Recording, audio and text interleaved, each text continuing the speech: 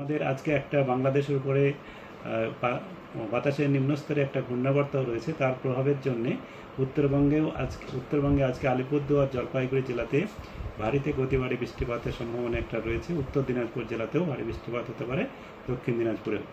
আর বাকি সমস্ত জেলাতে হালকা থেকে মাঝারি বৃষ্টিপাত, বজ্রবিদ্যুৎ সহ সম্ভাবনা রয়েছে। দমকা হাওয়াও 40 থেকে 50 কিলোমিটার পর্যন্ত যেতে পারে। আর উত্তরবঙ্গে কালকে অতি ভারী বৃষ্টিপাতের সম্ভাবনা তেমন নেই, তবে ভারী বৃষ্টিপাতের সম্ভাবনা মূলত আমাদের উপরের 5টা জেলা দার্জিলিং, কালিম্পং, জলপাইগুড়ি, আলিপুরদুয়ার, কোচবিহার। তবে উত্তরবঙ্গে 3 তারিখ আর 4 তারিখ বৃষ্টিপাতের পরিমাণ আরও বাড়ার সম্ভাবনা আছে, তীব্রতা বাড়তে পারে। সেখানে ভারী থেকে অতি ভারী বৃষ্টিপাত দার্জিলিং, কালিম্পং, জলপাইগুড়ি, আলিপুরদুয়ার, কোচবিহার, তার সঙ্গে নর্থ দিনাজপুর জেলাতে হওয়ার সম্ভাবনা রয়েছে। আর মালদা, সাউথ দিনাজপুর জেলাতে ভারী বৃষ্টিপাতের সতর্কতা রয়েছে। 5 তারিখে বৃষ্টিপাত কিছুটা কমবে, কেবল ভারী বৃষ্টিপাতের সতর্কতা রয়েছে উপরের 5টা জেলায়, তার সঙ্গে উত্তর দিনাজপুর। 6 তারিখে আরও বৃষ্টিপাত কমে যাবে। তো উত্তরবঙ্গে আরও 1-2 দিন প্রভাব একটু দেরিতে শুরু হবে প্রভাবটা, তবে হালকা থেকে মাঝারি বৃষ্টিপাত বা 1-2 জায়গায় ভারী বৃষ্টিপাত। উত্তরবঙ্গেতে ভারী বৃষ্টিপাতের এমনিতে প্রবণতাই থাকে বেশি, তার জন্য আজকে থেকেই থাকবে। তবে উত্তরবঙ্গে বেশি প্রভাব থাকবে 3 আর 4 আর 2-এ ভারী বৃষ্টিপাতের থাকছে। তবে ভারী বৃষ্টিপাতের যেটা আমি বললাম যে আজকে থেকেই রয়েছে। কলকাতা তার পার্শ্ববর্তী অঞ্চলের জন্য যেটা আমাদের বলা হয়েছে, কলকাতাতে আজকে বেশ কয়েক পশলা হালকা থেকে মাঝারি বৃষ্টিপাত, বজ্রবিদ্যুৎ সহ মাঝে মধ্যে হওয়ার সম্ভাবনা থাকছে। কালকে বৃষ্টিপাতের তীব্রতা বাড়ার সম্ভাবনা রয়েছে।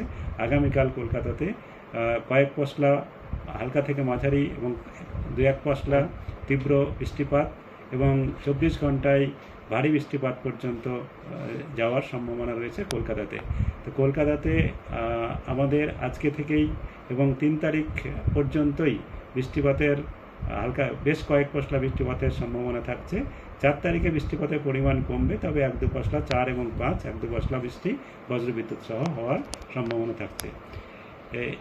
এই আবহাওয়ার কারণে আমরা কতগুলো সতর্কতা বা অ্যাডভাইজারি উপদেশ দেওয়া রয়েছে, যেগুলো যেখানে বলা হয়েছে আপনার আমাদের বিশেষ করে এই পুজোর সময় পুজো